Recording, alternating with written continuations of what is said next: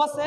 ప్రస్తుతం మనం BCY party main కార్యాలయం దగ్గర అయితే ఉన్నాం. సో ప్రధానంగా ఈరోజు బీసీవై పార్టీ ఆధ్వర్యంలో ఏదైతే ఈ బీసీవై పార్టీకి సంబంధించిన అధ్యక్షుడు బోడే రామచంద్ర యాదవ్ ఆధ్వర్యంలో కూడా బీసీ ధర్మ దీక్ష అనే ఒక ఆమరణ నిరాహార దీక్ష అయితే చేస్తా ఉన్నారు.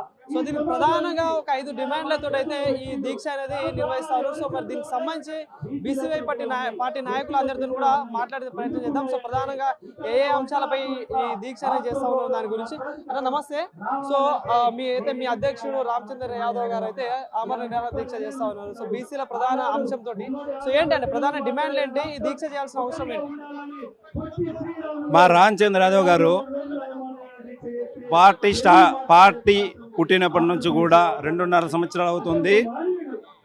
అప్పటి నుంచి కూడా గత ప్రభుత్వము బీసీలకు రక్షణ చట్టం అమలు చేస్తా అని చెప్పింది, కులగణన చేస్తా అని చెప్పింది, విద్యా ఉద్యోగాల్లో రాజకీయంలో 44% రిజర్వేషన్లు మరియు వచ్చేసి ఈ మన కులాలకు సంబంధించిన నిధులను సమకూరుస్తుందని ఈ 4 డిమాండ్లు కూడా టీడీపీ ప్రభుత్వం చెప్పింది పాదయాత్ర చేస్తూ.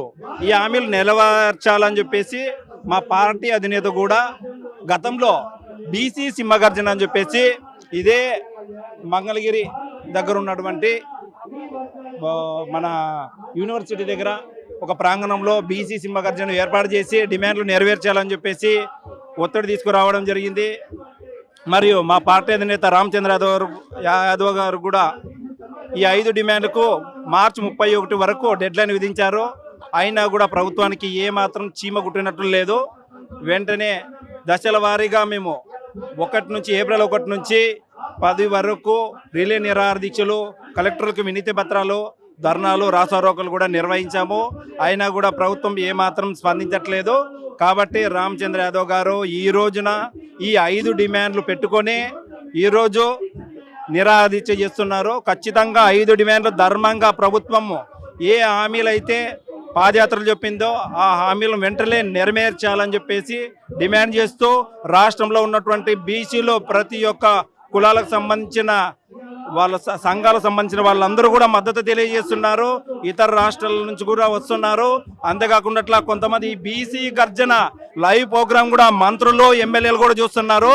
వాళ్ళకి ఇదే చెప్తున్నా, మీ సీఎం గారికి ఒకటే చెప్పండి, బీసీలకు ఇచ్చిన హామీలు నెరవేరిస్తే నెక్స్ట్ వచ్చే స్థానిక ఎలక్షన్లో మీకు ఏదైనా మద్దతు ఉంటుంది. కానీ లేకుంటే బీసీవై పార్టీ తరపున ప్రతి ఒక్కరు పోటీ చేసి మీకు ఖచ్చితంగా బుద్ధి చెప్తారని చెప్పేసి తెలియజేస్తుంది. ప్రధానంగా ఏదైతే టీడీపీ ప్రభుత్వం వచ్చి దాదాపుగా కొన్ని ఏళ్ళు అవుతా ఉంది, అంటే దాదాపుగా అవుతా ఉంది. సో ఏంటి మరి ఈ ఏదైతే వచ్చిన ప్రభుత్వంలో బీసీలకు ఎంతవరకు న్యాయం జరుగుతుంది, వాళ్ళకి ఇచ్చిన హామీలు కావచ్చు, ఏదైతే కార్పొరేషన్ ఏర్పాటు చేస్తానో కావచ్చు, ఇప్పుడు ఏదైతే మీ డిమాండ్లో భాగంగా అమరావతిలో 1000 ఎకరాల భూమి బీసీలకు కల్పించాలనే అంశాలు కావచ్చు, ఇలా అన్ని అంశాలు ఉన్నాయి.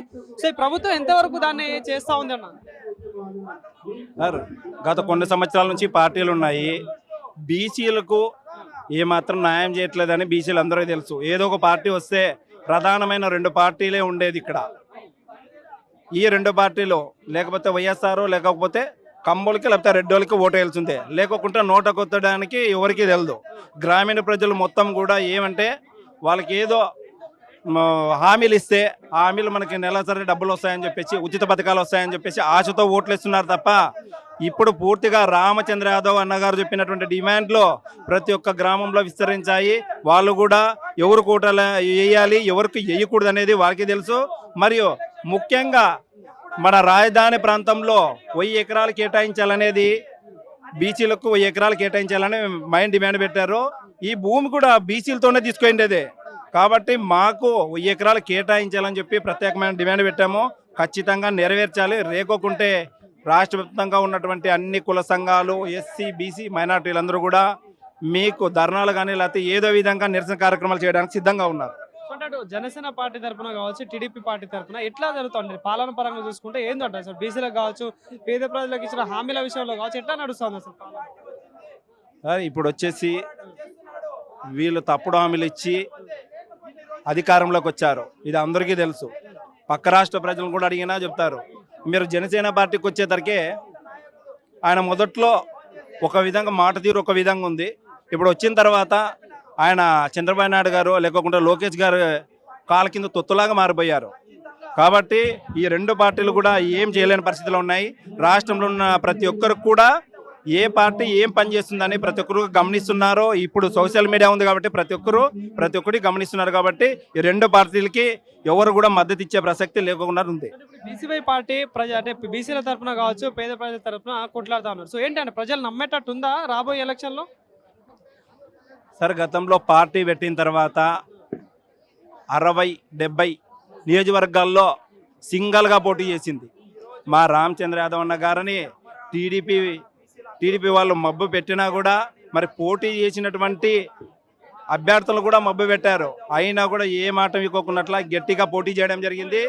మా పార్టీ సింబల్తో సహా ప్రజల్లో అందరికీ వెళ్ళిపోయింది. కాబట్టి నెక్స్ట్ వచ్చే పార్టీకి ప్రజలు కూడా పూర్తిగా మద్దతు తెలియజేస్తారని చెప్పేసి తెలియజేసుకుంటారు. Thank you.